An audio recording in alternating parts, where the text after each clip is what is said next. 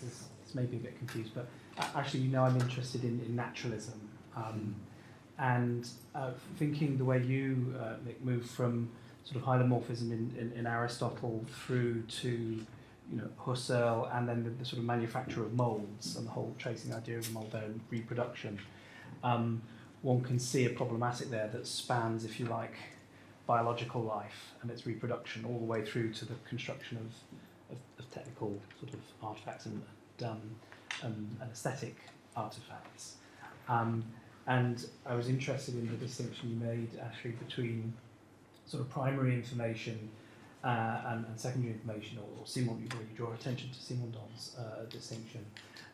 One of my interests is the way the Shannon-Weaver model has gone into fundamental physics, and particularly been used by philosophers of science like Ladyman and Ross in their information theoretic structural realism. As you know, they're very sort of reductivist and scientistic, etc. And so, I mean, by all means, respond to this as well, Pierluca. But I'm wondering, how whether this continuity between sort of primary information and secondary information, which sounds hugely full of potential and enriching, whether this returns us to a kind of naturalistic model that is non-reductive and non-eliminative vis-a-vis sort of cultural and artistic and qualitative experience. And so the basic, within that context, if we can think of information from the most fundamental order of physics, through biology, through the various levels that you could take it with those distinctions, Ashley, and think of reproduction, through your thing, from nature through to creation of artifacts, whether we're not inhabiting a space here that could bear the name of naturalism, albeit in a non-reductive, non-Quinean, non-Lewis kind of sense. Would that be useful, or is that actually a distraction? Is it pertinent? No, it's certainly very interesting. Okay. I guess the problem I have with that question is when I think about naturalism, I think about Nietzsche, which is not what I was talking about. But about Nietzsche. Nietzsche. All right. Nietzsche. The problem of naturalism being Nietzsche. Yeah. Because I suppose, they're related because I am interested in naturalism in terms of value in Nietzsche's project, and thinking about, I guess the different orders of value in relation to the different orders of meaning and so on. I'm very suspicious of any attempts, as you probably know, to ground value within a kind of straightforward naturalism where there's an assumption that you can derive values from facts, or you can derive from an is. And this is one of my suspicions of the way that some new materialist thinking seems to be going. I also don't think there's no relationship between them. It's the question of what the relationship is extremely vexed. But I do think to make some kind of comment here, I'm also not very happy with the tendency for people to see in Simondon's work this great idea that, then all information is somehow meaningful. And by calling it signification, I'm not sure that only gets us so far. And I would like to preserve a space for non-meaningful information, which is precisely what MTC gives us. Because I think it's just a kind of good critical thing to do, to preserve divisions in thought, whereas most philosophers since Kant have not been very happy with this. So I think whatever continuities we want to reintroduce here, we have to be careful not to lose those distinctions, or otherwise I think in the context of information as I've outlined here, the problem is it moves straight back into this conflation, which is the problem that people like Heidegger and Lyotard run into, where you're unable to articulate the different levels we're talking about, that Flaherty might call levels of abstraction, which I think is essential. So whatever you say in terms of naturalizing things on the level of human interpretation or meaning, we need to be careful not to collapse those orders as well. And then how you articulate those relations, I don't know. That kid's really I don't know, maybe if I can add really anything to it, I suppose I would have I mean, in relation to say naturalism, but maybe I don't want to kind of conflate naturalism with say new materialisms, but where in the field I work in, like new materialisms are really en vogue and they're great for making art, you know. So it's this idea of what material can do. I think there's always a fear that there's a stripping out of value in that as well that I see, and that concerns me with a lot of the stuff that I read around it. Yeah, I don't really have any much more.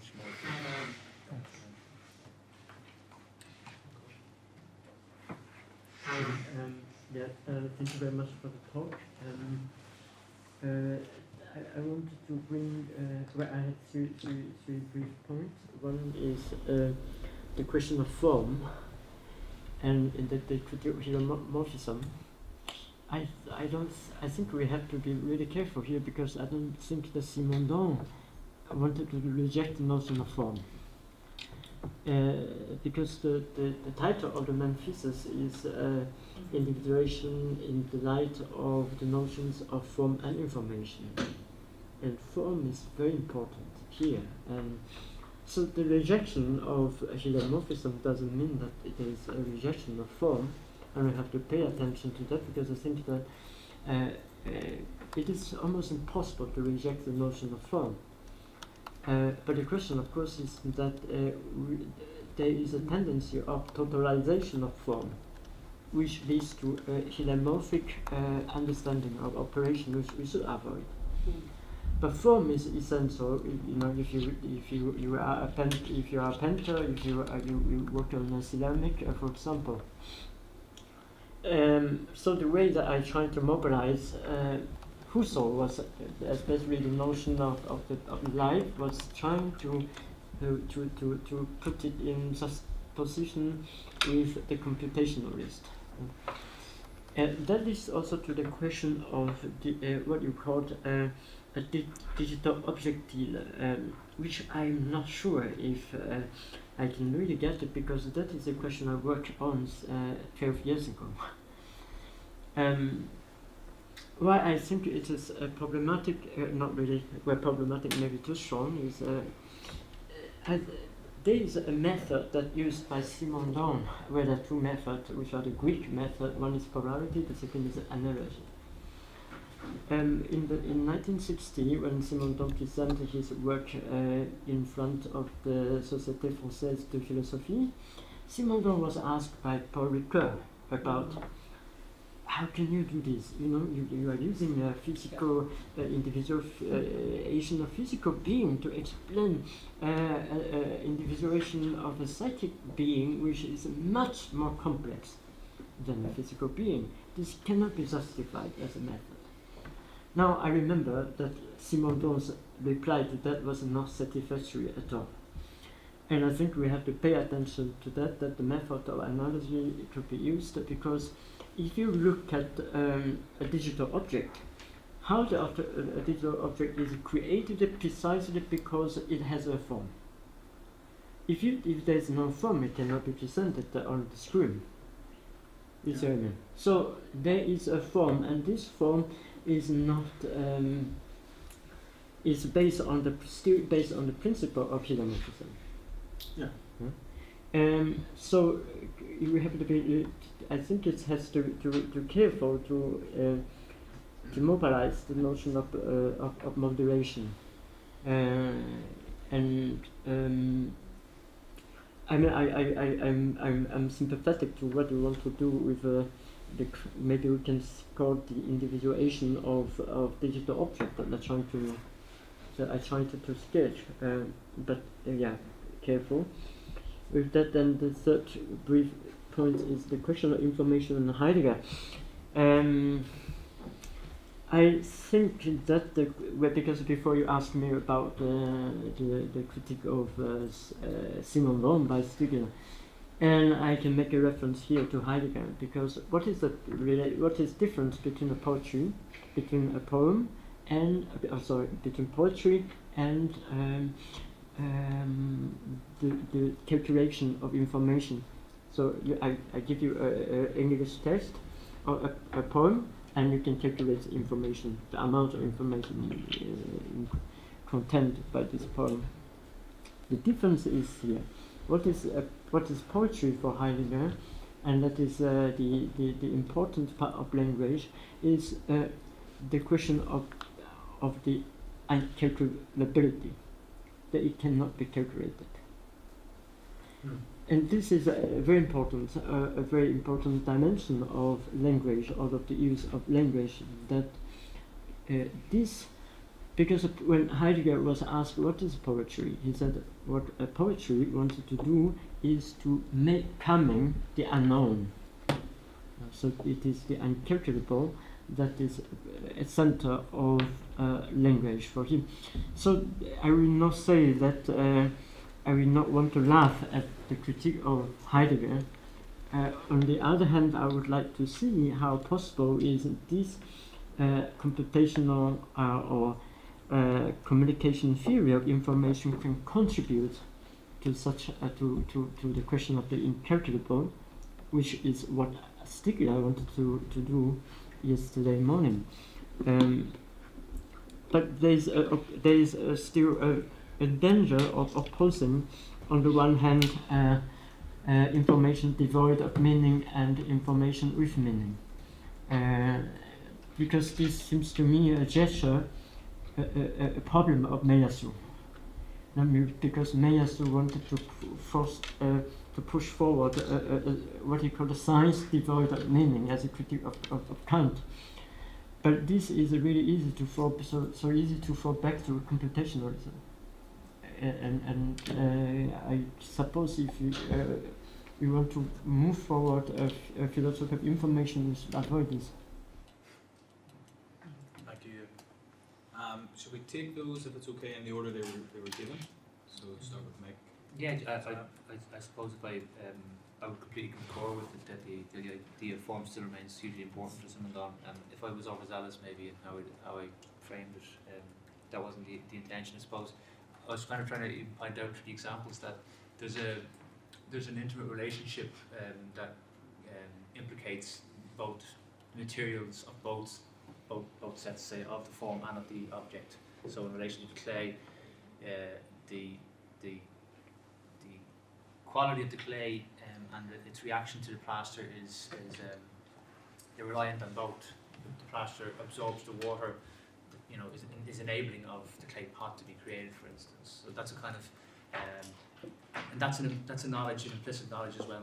When you're making molds, that's something you're intimately aware of. So I think even in Simondon's description of the mold, that's still present in that too. I think in that first section, it's very much the generosity in the description that is there that still allows for that. So. I was really concur with your point about form still hugely important for Simondon. Thank you for your question. It's really helpful because I mean this is an experiment. I'm trying to think these things, probably with the wrong concepts or maybe picking where I shouldn't. But I think that in general, from a certain point of view, there's no object at all, be it digital or analogical. Okay, and the fact that the condition of production of an object depend on the position of form, this thing doesn't stop that object to keep on changing. Okay, and therefore it doesn't stop it from becoming constantly. And therefore a bundle of personal data, since it's constantly reworked, and this work is not dependent on imposition of forms, but is dependent more on I think on the constant addition and update and obsolescence of the components, I'm not really comfortable in calling this kind of entity an object. I can agree that we call objects entities from a certain level of approximation. That is, it can be the level of approximation of our perception. The world of the tick of our Nuixul is most probably composed by a different level of objects, different kind of objects. But I want to try to address these movements and these becomings, and I think that in this case I struggle with the notion of objects. That's why I tried to use the notion of objectile, because it gives me the possibility of pointing out that these things are processes, that they are not static patterns. But so I think that you have to enter into technical knowledge here if you want to talk about that. Let me give you an example. If you create a Facebook profile, for example, or you make a Facebook a status update, you look at the information that Facebook used to describe this piece of information. It has all information about you, your name, and so on and so forth. And the way that you are connected, or this status is linked to other, is because they all possess a form, and it is the form that gives rise to relations. And with this relation, the things are connected, and you can say that this status update have, maybe we can say that this arguable has its own road, and this road is temporal, that it may evolve. You know? But the possibility of such a road has a technical support, has a technical, and you have to move into that in order to make the argument convincing. I agree. I also think that if I go on my Facebook page now, I can change my birth date, I can change my name, and I can change all my friends. Therefore, where's the object that corresponds to my persona? It doesn't affect the metadata that used to describe the object. Of course not. I agree on that. Yeah. So the question is not about the content, but rather that is the form and relation that was produced. That was my thesis. I mean, it's manifested at, I suppose, even the granular level, say, of object-oriented programming, for instance, is a way of thinking of the schematic, or that schema kind of hacked out in relation to the languages themselves and how they operate as sets of objects. Is this language going to be eternal? I mean, it's subjected to updates. That's what I meant when I said that. Sure. Also, the metadata structure, so the sieve, or the constantly self-changing mode that Deleuze is speaking about, describing the society of control, changes as well. So I don't know, but of course I agree. Can you capture the movement, like snapshot? Like, of course. Yeah, in the case we can say like of course it continue change, but even though it continues change, but there are levels of approximation, of course, and still image is a level of approximation.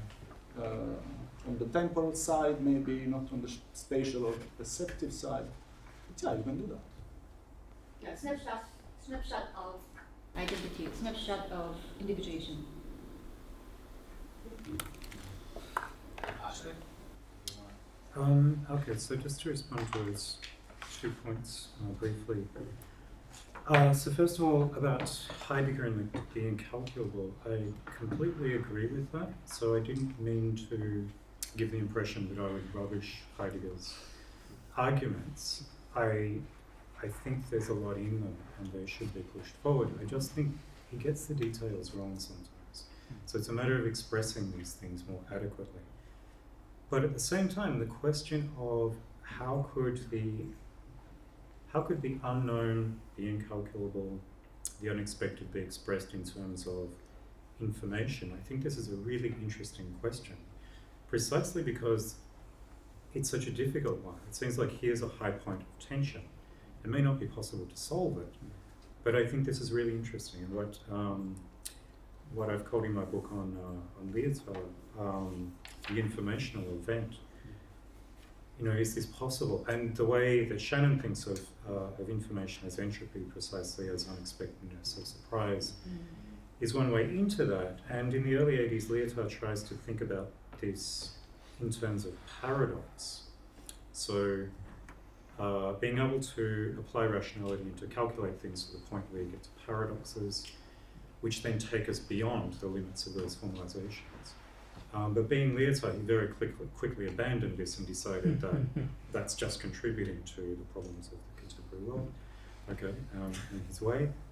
But I'm kind of interested in trying to think this through the paradoxes inherent in information theory itself. So this paradox that if you define information as entropy or unexpectedness or surprise, it leads you to this point where complete information is no information at all. Right? So complete entropy, complete surprise, complete uncertainty is no information. So I'm not sure that it's really adequate, but I think it's an interesting way to try to locate these things. Basically, the motivation would be to try to think these things formally rather than romantically, to put it bluntly, with Heidegger. And maybe it's not possible, but I think that's an interesting question. I try to work out in my new book with with Lyotard. I'm looking forward to it. Excellent. And the second point, just quickly, I've not yet looked at Mayosu's work on the meaningless sign, although I was thinking of doing it in this project. I'll take your warning. So thank you. Actually, you ended up saying what Oh, okay. Sure. Yeah. Yeah. Thank you. This is a question for Ashley, but maybe Mick, because of the Husserl contrast, might have something to say about this. And it comes down to what you were saying about Simondon somehow being able to reconcile these two different ways of thinking about or defining information. And I wonder whether one of the sort of unmentioned stakes of that has to do with what the actual nature of his whole project, particularly in l'individuation, actually is. So to be very reductive, is it a phenomenology of form or information, or is it something more like a realist ontology or philosophy of nature? And I think the difference between those two things, I think, really matters for understanding the status of information in Simondon, because I think that clearly in Heidegger, the insufficiency of information, as he sees it anyway, in his very reductive way anyway, has to do with a kind of residue of idealism, which he sort of reifies into his notion, well, first being and then ideas about language and poetry. On the other hand, the Shannon Weaver perspective, it's not a philosophy of nature, it's just a sort of a local theory of how to stop circuits from overheating to some extent. It doesn't even get into fundamental laws of, it doesn't have to get into fundamental laws of nature. So even there, you can't even say that that's a kind of ontological approach. And so I just wonder what your feeling is about what Simondon thinks he's doing, and whether he really is able to do that in his own terms. I'd have to maybe defer that question to someone else, because I feel like I'm not at the point where I understand what Simondon takes himself to be doing, but I'd certainly be interested in what other people think about this. So, is it a phenomenology of information that you offer as a? Well, because in Husserl, it's quite, the hylomorphism. It's clear. It's this kind. It's a sort of Kantian idea. The form kind of comes from the active sort of direction of intentional consciousness, whereas the stuff that's supposed to receive form is somehow the passively received.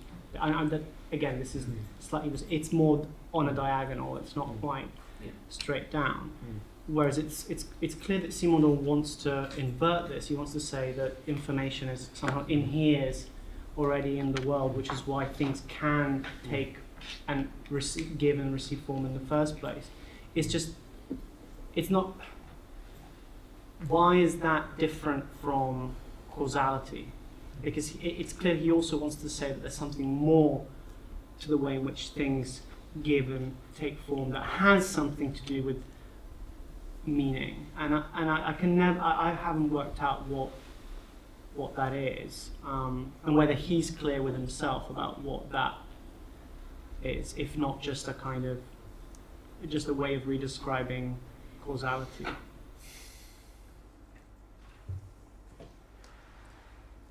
I don't know. Yeah, I don't think that I wouldn't be able to give you an answer on that. To be honest, to pose the problem there, maybe I think people in this room would be some people here would be better able to answer that. Certainly, so, but it's an interesting question, certainly. That's fair. Maybe that could be something that others might be willing to contribute to.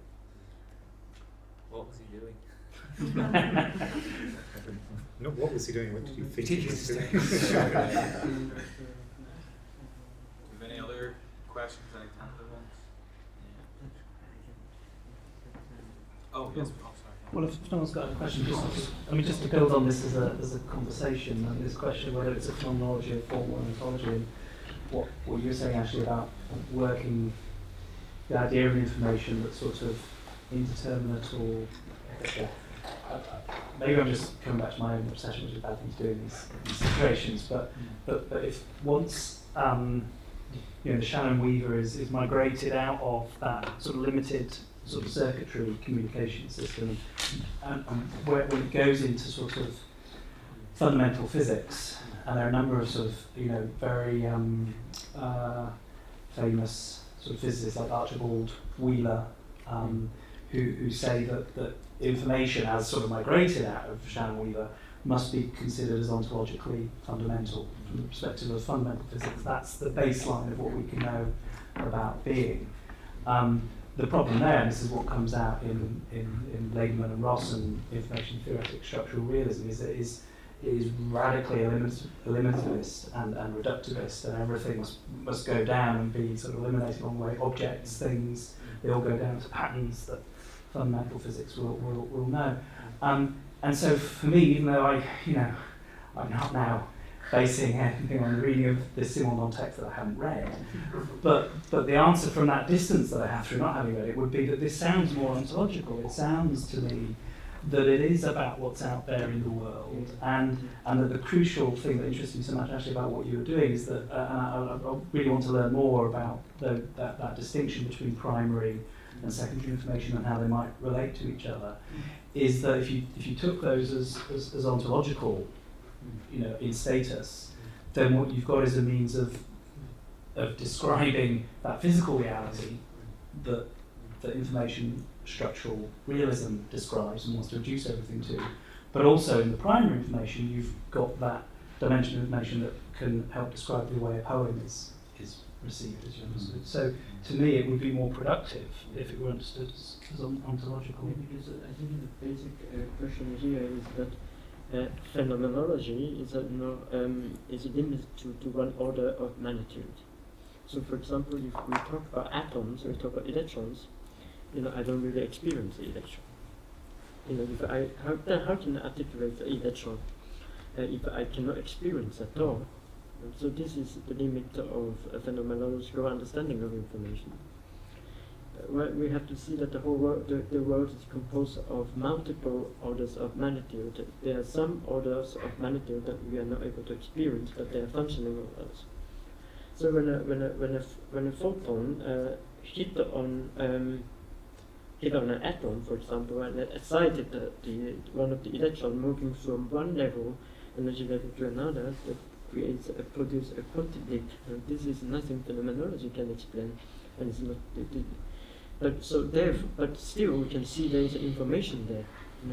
So I think it's probably productive to see that whenever we try to approach that question with information, that we have to see which orders of magnitude that we can articulate.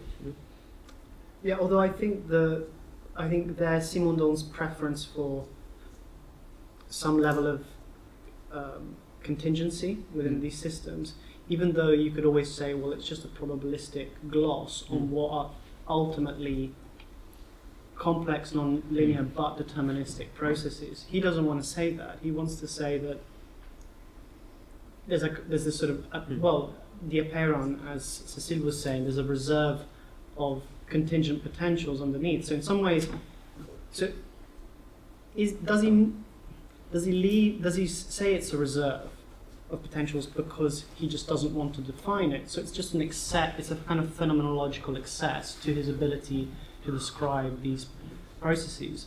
Or is it that he actually believes that underneath it really is this kind of quantum chaotic substrate from which form emerges? And I think, I don't know what the answer to that is, but I think that's where the concept of information becomes problematic across these two different interpretations. I mean, and because it's not just, I mean, the problem of scale.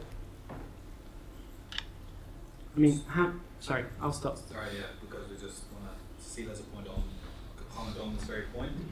And Yeah, then if we can get reactions, I'll sort of. It's a hunch, yeah. It's a feeling from engaging your what we're grappling with here. It seemed, my personal feeling is that it could be related to the fact that there's a sliding from Simondon's critique of hylomorphism to the idea that he's rejecting Aristotle's hylomorphism. Because when you go to the end of Edify, to the conference that's attached in the appendix, where he talks about form, information, and potential, it's rather that he does a critique almost, I don't want to say Kantian because that says the wrong signal, but in the sense of looking at the conditions of possibility, of the emergence of form, and of information in the qualitative sense. So he's not getting rid of hylomorphism. He says that the concept of form that we've inherited in the humanities from the natural sciences enables us to rethink hylomorphism, within which Plato's notion of the idea can then be reintegrated as that which makes the qualitative difference. So if I'm not mistaken, the idea of a field and what it enables has a kind of morpho genetic power, if you like. Whereas, and I don't want to get too much into it now because I was just trying to respond to the conversation that was going on here and thinking that perhaps that is one way of looking at those different aspects of information, is rather than saying he rejects hylomorphism and Plato anyway, is to say he's trying to find a resolution between these two through a critique of the possibility of both the emergence of form and of this qualitative element that is obviously for him important when he says information. Reactions? Or is that the final word on the matter? Yes. I suppose I would kind of I would certainly agree with Job in relation to maybe the limitations of phenomenology in terms of it describing orders of magnitude, and very much it relies on kind of an experiential account to do that. So and I think what Simondon gives us is something different, because he's able to kind of maybe disentangle these orders of magnitude in a different fashion through information, through his theory of information. So yeah, I don't know if I can add any more than that, to be honest. Sounds good to me. For me, there's still too much good form in Simondon. So, Control. yeah, if anything. Too much good form. Yeah. Well, I think that fits us off perfectly, actually. So, Too much is a good thing. Yeah. Okay, well, thank you very much. Can we all thank?